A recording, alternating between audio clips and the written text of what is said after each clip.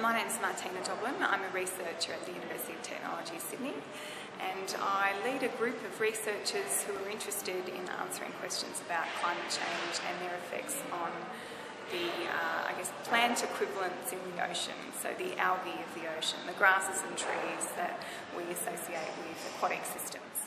It's important to me, really, as someone who is trying to mentor and guide new researchers in this field. My research is all about microscopic algae that grow in the ocean, and I use a number of approaches to investigate them. I go out on oceanographic research vessels for weeks at a time, and I look at processes occurring right there and then. I also do laboratory experiments where I grow those algae over many, many weeks to see how they're changing under projected future scenarios in the ocean. When we visualise the data, what that allows us to do, just like the creativity that artists have, is explore new things in that data that we hadn't seen before, and allows us to then go and further test what we think might be going on.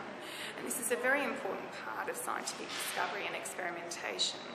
So much like what we might see in this exhibit, we are effectively exploring the data in new ways. We think there's in the way that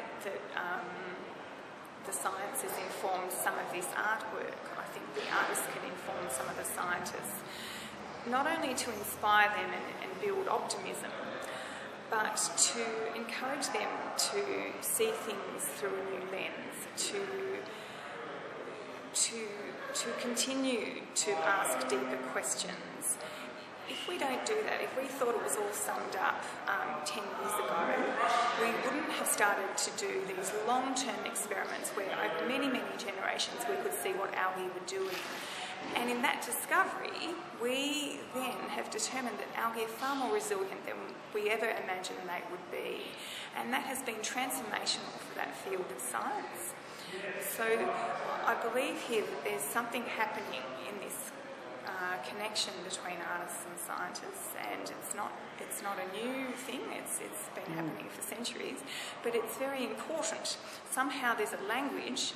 We don't speak quite the same language, but there's a connectedness that we have by the ways that we seek to understand the world.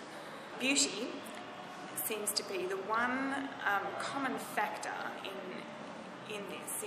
People are perhaps not so responsive to messages of doom and gloom, but they are responsive to just the wondrous sight of something that makes them think that it's just an amazing thing to be part of this earth.